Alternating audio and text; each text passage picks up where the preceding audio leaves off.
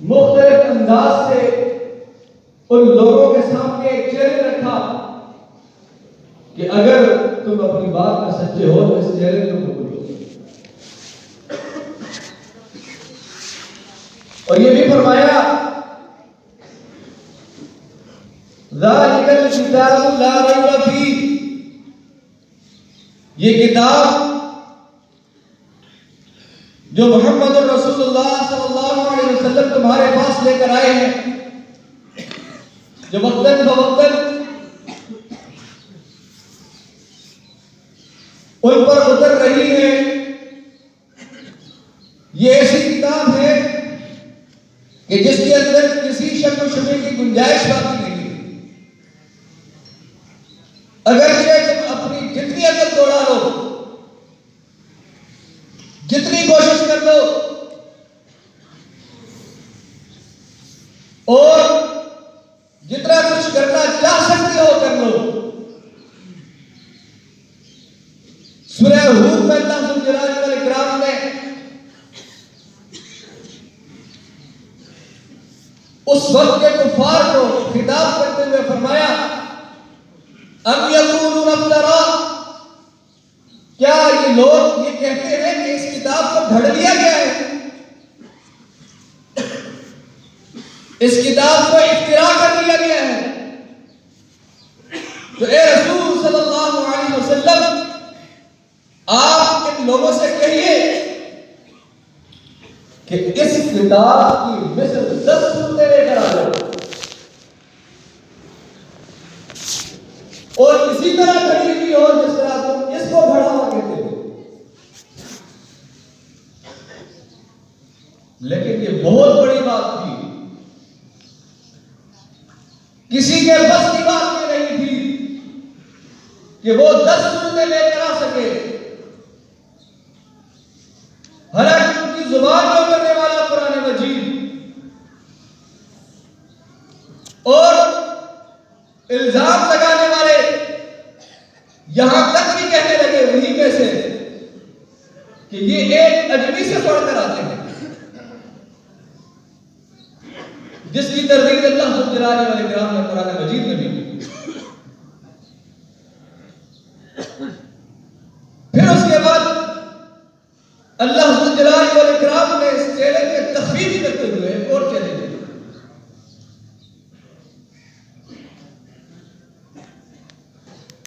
اور یہ فرمایا سورہ بقرہ کے اندر قل ان کنتم فی ریب مما نزلنا علی عبدنا، اے رسول صلی اللہ علیہ وسلم، یہ قرآن مجید اگرچہ لاریب کتاب ہے لیکن یہ پھر بھی شک میں پڑے ہوئے ہیں.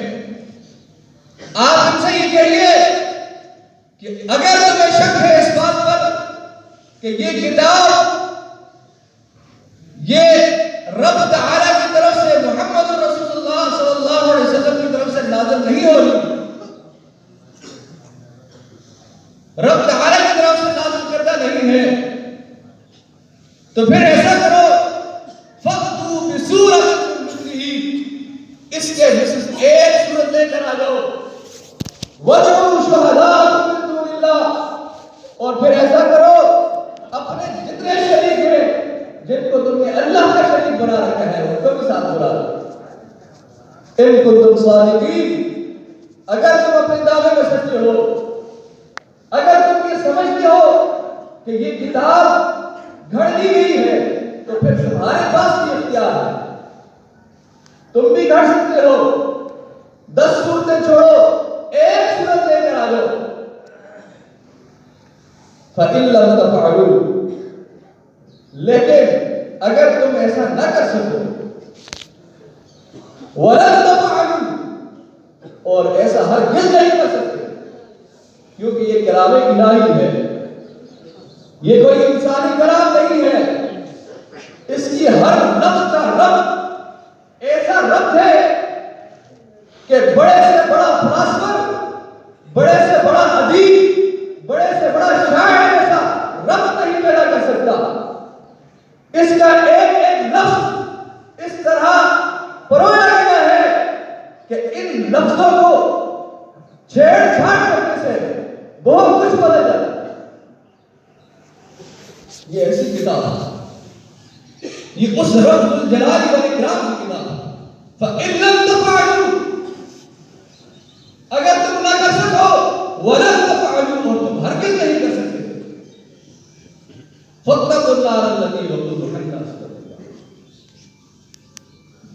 تو یہ بات یاد رکھو، اس آگ سے ڈر لو جس آگ کا ایندھن انسان اور پتھر ہے.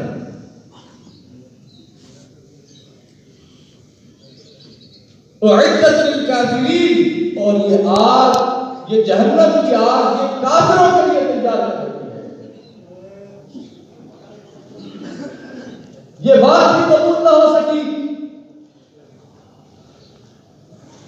اللہ نے یہ فرمایا قل فأتوا بحدیث مثلہ ان کانوا صادقین.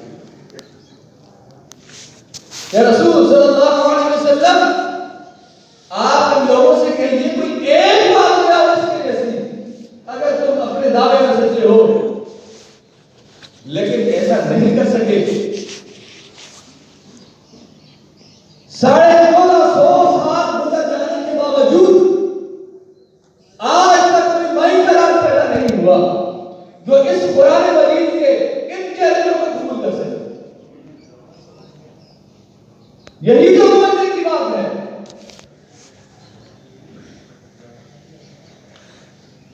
اللہ نے فرمایا وَفَوْقَ كُلِّ ذِي عِلْمٍ عَلِيمٌ، ہر عالم سے بڑا عالم آتا جاتا ہے. کئی ایسے عالم تھے کہ بعد میں آنے والے ان سے کہیں زیادہ آگے نکل گئے، ان سے کہیں اچھی کتابیں لکھے، ان سے کہیں اچھی تقاریر کر گئے. لیکن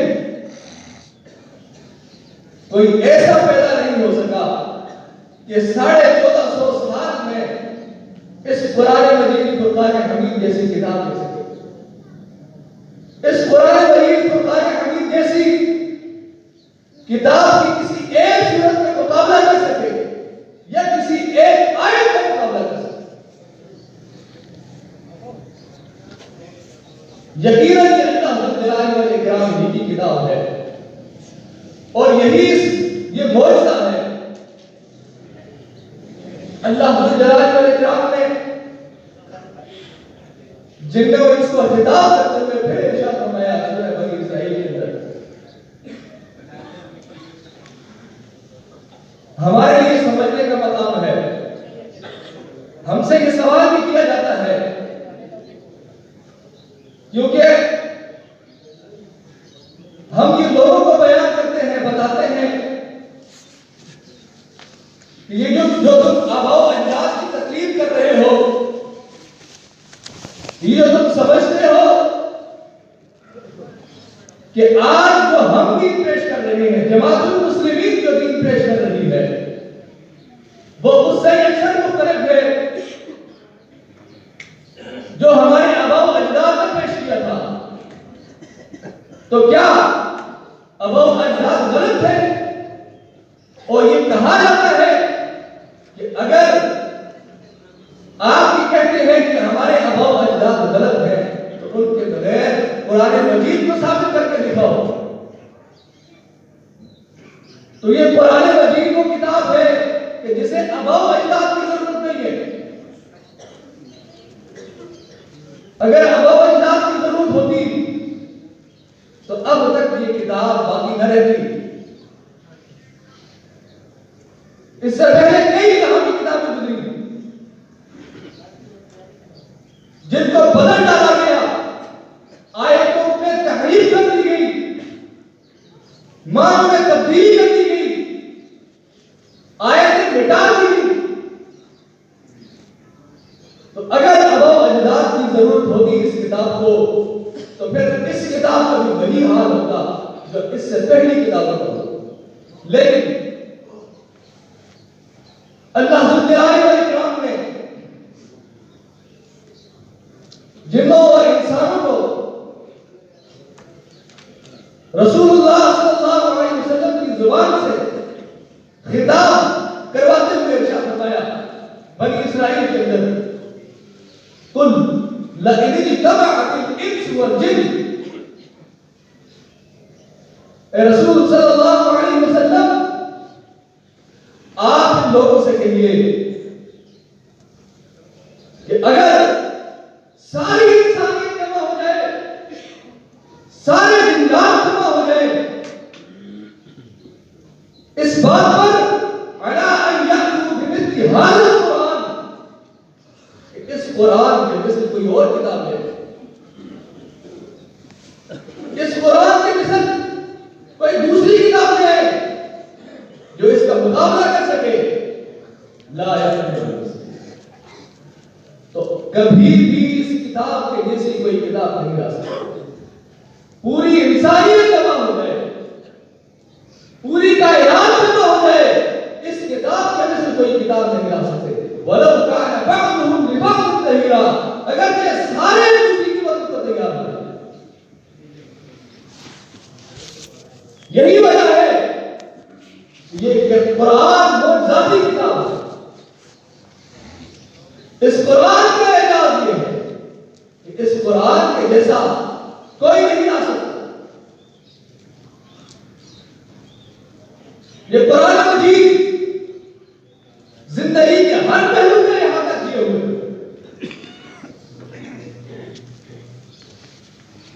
وہ چاہے جس لحاظ سے بھی ہو،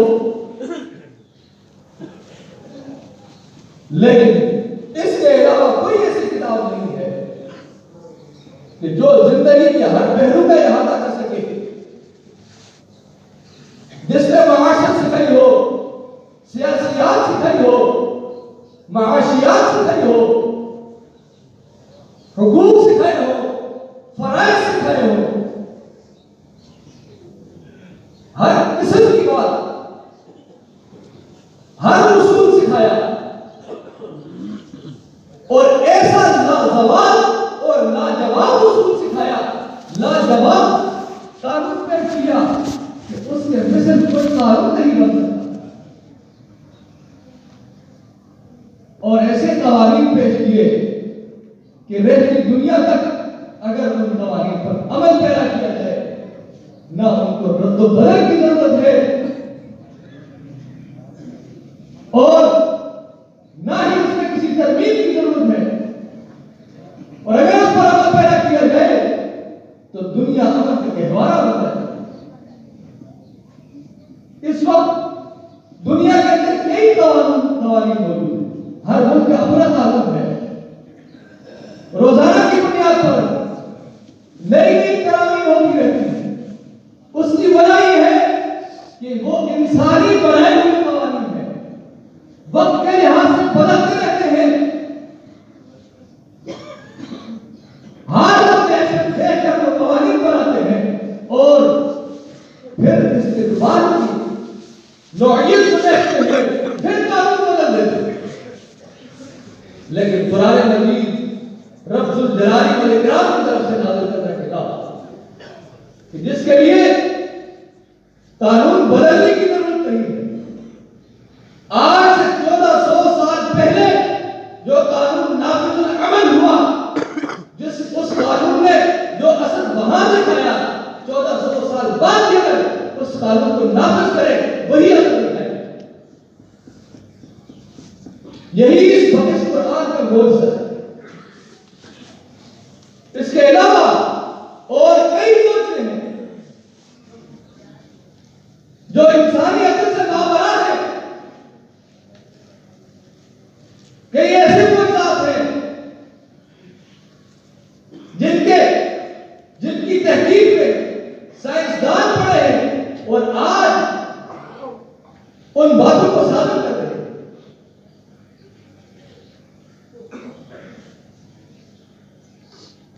سورہ انبیاء میں اللہ ذوالجلال والاکرام نے ارشاد فرمایا وَجَعَلْنَا مِنَ الْمَاءِ كُلَّ شَيْءٍ حَيٍّ، ہم نے ہر چیز کو پانی سے پیدا کیا۔ آج سے 1450 سال پہلے محمد رسول اللہ صلی اللہ علیہ وسلم کی زبان اقدس سے یہ الفاظ جاری ہوئے، اور کسی کی دسترس میں یہ بات نہیں تھی کہ وہ جان سکے، پہچان سکے معلوم کر سکے کہ واقعی میں کیسا ہے. آج سائنسدانوں کو یہ معلوم ہوا کہ حقیقت میں ایسا نہیں ہے. اس وقت تو کوئی ٹیکنالوجی نہیں تھی، تو اس وقت کیسے معلوم ہوا؟ اس لیے رب ذوالجلال والاکرام کی کتاب ہے جو معجزاتی ہمارے لیے معجزہ ہے. آج وہ ایسی باتیں ہیں جو ہماری سمجھ سے بالا تر ہیں، ہمیں سمجھ نہیں آتی، لیکن ہو سکتا ہے ہمارے بعد میں آنے والوں کو سمجھ آ جائے. اسی طرح انسان کی تخلیق سائنس نے ابھی یہ چیزیں دریافت کی، ابھی ان کے متعلق معلوم کیا، اور قرآن مجید نے 1400 سال پہلے بتایا. سورہ مومنون میں اللہ ذوالجلال والاکرام نے ارشاد فرمایا کہ ہم نے انسان کو کھڑکھڑاتی ہوئی بدبودار مٹی سے پیدا کیا اور پھر نطفے کو ایک مستقر جگہ پر، مخصوص جگہ پر ٹھہرایا. ثم خلقنا النطفة علقة، پھر اس نطفے سے خون کا لوتھڑا بنایا، پھر اس لوتھڑے سے گوشت کی بوٹی بنائی، پھر اس بوٹی کو ہڈی میں بدلا اور پھر ہڈی کے اوپر گوشت چڑھایا. فتبارک اللہ احسن الخالقین. وہ رب ذوالجلال والاکرام بہترین تخلیق کرنے والا ہے. بابر یہ 1450 سال پہلے بغیر کسی سائنسی ایجاد کے، بغیر کسی الٹرا ساؤنڈ کے اللہ ذوالجلال والاکرام نے اپنے کلام میں بتایا. اور آج کئی ذریعے، کئی ذرائع کے بعد یہ معلوم ہوا کہ یقیناً ایسا ہی ہے. تو ہے نہیں کوئی ذاتی کتاب. اسی طرح سائنس برسوں تحقیق کرنے کے بعد اس بات پر پہنچی یہ جو کائنات ہے کہ یہ دھماکے سے وجود میں ہے، اور یہ اللہ ذوالجلال والاکرام نے سورہ انبیاء میں 1400 سال پہلے بتایا. اولم یری الذین کفروا، کیا لوگ یہ نہیں سمجھتے، یہ کفار نہیں جانتے، ان السماوات والارض کانتا رتقا، کہ یہ آسمان اور زمین ملے ہوئے تھے، ففتقناہما، ہم نے اس کو پھاڑ کر رکھ دیا.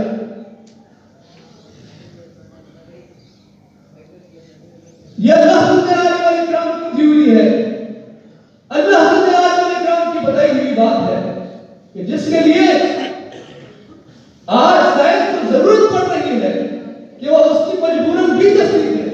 اگرچہ وہ اس قرآن کو نہیں مانتے، اس دین کو نہیں مانتے، لیکن اس بات پر مجبور ہے کہ جو کچھ اس میں بیان ہوا ہے، جو کچھ اس نے بیان کیا ہے، جو کچھ اس نے سکھایا ہے، جو کچھ اس نے بتلایا ہے، سب کا سب حق ہے. کیونکہ تنزیل من رب العالمین، یہ رب ذوالجلال والاکرام کی طرف سے نازل کردہ ہے، یہ رب تعالیٰ کی طرف سے نازل کردہ کتاب ہے.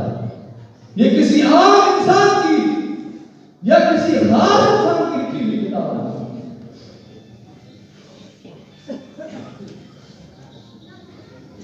اسی طرح ایک اور مثال قرآن مجید کے معجزہ ہونے حالیہ دور کے اعتبار سے اور ہمارے لیے یہ لمحے فکریہ بھی ہے، اس لیے کہ ہم عرصے دراز سے اس بات کی تبلیغ کرتے آ رہے ہیں. اللہ ذوالجلال والاکرام نے سورہ انعام میں ارشاد فرمایا قل هو القادر على ان يبعث عليكم عذابا من فوقكم. اے رسول صلی اللہ کہہ دیجئے کہ اللہ اس بات پر قدرت رکھتا ہے کہ وہ تمہارے اوپر سے تم پر عذاب نازل کر دے، او من تحت ارجلکم، یا تمہارے پاؤں کے نیچے سے عذاب نازل کر دے، او یلبسکم شیعا، یا وہ تمہیں گروہوں میں تقسیم کر دے، فرقوں میں بٹا دے، وَيُذِيقَ بَعْضَكُمْ بَأْسَ بَعْضٍ، اور پھر تمہیں ایک دوسرے کے ساتھ لڑائی کا مزہ دکھائے۔ قرآن مجید فرقان حمید میں یہ آیہ مبارکہ اس وقت نازل کی تھی، اس وقت یہ نازل ہوئی تھی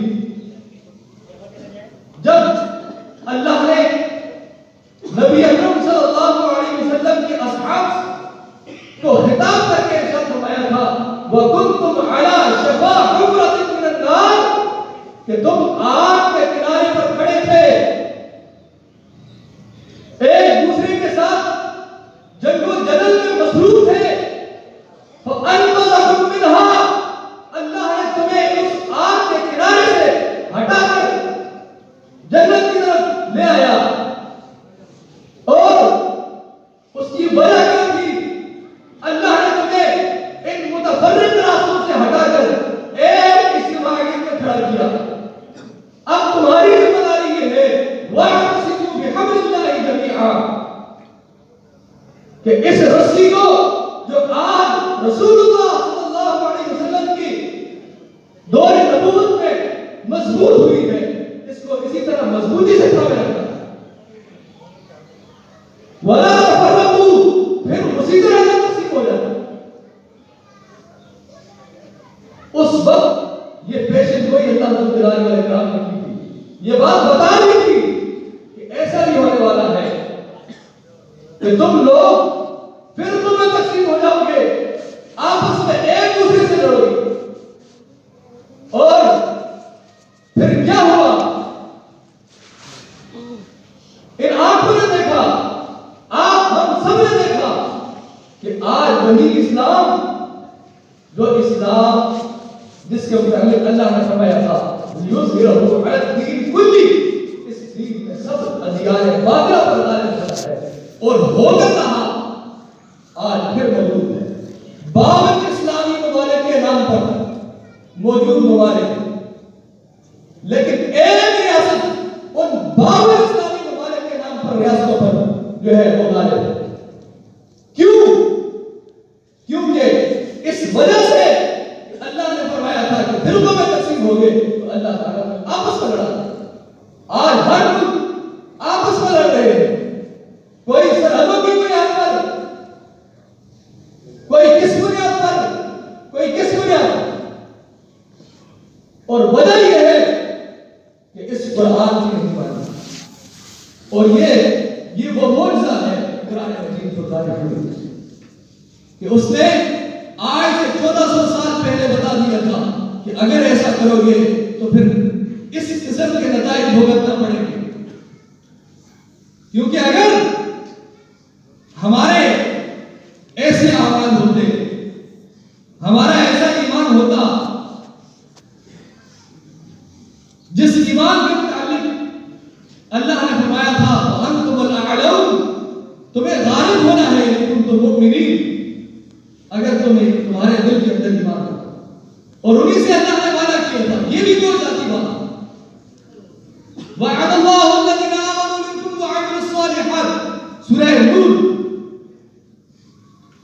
کہ اللہ نے تم میں سے ایمان والوں کے ساتھ وعدہ کر رکھا ہے، اب ہمیں اپنے ایمان کو بھی ٹٹولنا ہے، کیونکہ یہ قرآن کو معجزہ دکھاتا ہے، جو کچھ کہتا ہے سچ کر کے دکھاتا ہے۔ تو آج سچ کیوں نہیں ہو رہا؟ ہم سچے نہیں ہیں۔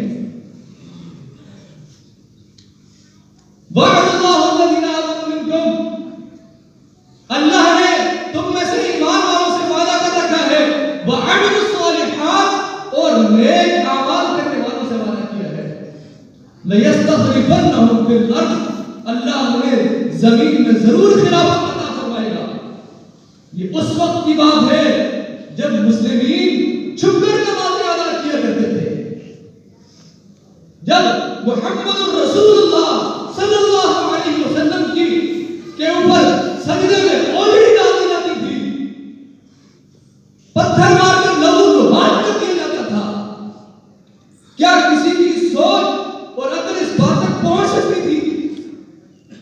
کہ وہ لوگ جن کے ساتھ آج یہ سلوک ہو رہا ہے ایک دن یہ لوگ پوری دنیا پر آنے والے ہیں اور پوری دنیا کے اندر لوگ ان سے ڈریں گے، کانپیں گے، بڑی بڑی سلطنتیں ہل جائیں گی، کیسر و کسریٰ جیسے تخت ہل جائیں گے۔ کوئی سوچ سکتا تھا؟ کسی کے وہم و گمان میں بھی نہیں تھا، اور آج جیسے کسی کے وہم و گمان میں بھی نہیں ہے کہ یہ جو اجتماعیت ہے، یہ جماعت المسلمین ہے، اگر کہ یہ خلافت قائم کر سکے، کوئی سوچ بھی نہیں سکتا۔ ہمارے اندر کئی لوگ ایسے موجود ہوں گے جو یہ اپنے وہم و گمان سے نکال چکے ہیں، لیکن اگر وہی ایمان پیدا ہو جائے تو 313 کا وہی لشکر ہزاروں پر غالب آ جاتا ہے۔ تو اس طرح سے وہی جماعت، وہ چند لوگ جنہیں ستایا جاتا تھا، اللہ نے ان سے وعدہ کیا لَيَسْتَخْلِفَنَّهُمْ فِي الْأَرْضِ، اللہ ہمیں زمین میں خلافت سلطنت عطا فرمائے گا، وَلَيُمَكِّنَنَّهُمْ دِينَهُمُ الَّذِي ارْتَضَىٰ لَهُمْ، آج اس دین کو تم جب تک اس پر عمل پیرا ہو، اس دین کو اللہ تمکن عطا فرمائے گا، وَلَيُبَدِّلَنَّهُمْ مِن بَعْدِ خَوْفِهِمْ أَمْنًا، یہی خوف تمہارا امن میں بدل جائے گا۔ يَعْبُدُونَنِي وَلَا يُشْرِكُونَ بِي شَيْئًا، کیونکہ وہ میری عبادت کرنے والے ہیں اور میرے ساتھ ذرہ برابر شریک نہیں کرے۔ اس وقت کے لوگوں کے لیے یہ بات کوئی معنی نہیں رکھتی تھی، کیونکہ وہ یہ سمجھ ہی نہیں سکتے تھے کہ یہ چند لوگ، یہ ایک شخص جس نے نبوت کا دعویٰ کر رکھا ہے، اس کے ساتھ کون آئے گا اور کون اس دین کو غالب کرے گا؟ کیسے ایسے ہو سکتا ہے؟ لیکن اللہ نے وعدہ کیا اور اللہ نے وعدہ سچا کر دکھایا اور خلافت عطا فرمائی اور بڑی بڑی سلطنتوں کو گرا دیا۔ یہی معجزہ ہے اس قرآن مجید کو پڑھنے کا۔ آخری بات کر کے ختم کرتا ہوں کہ یہ قرآن مجید درس انقلاب کی کتاب ہے۔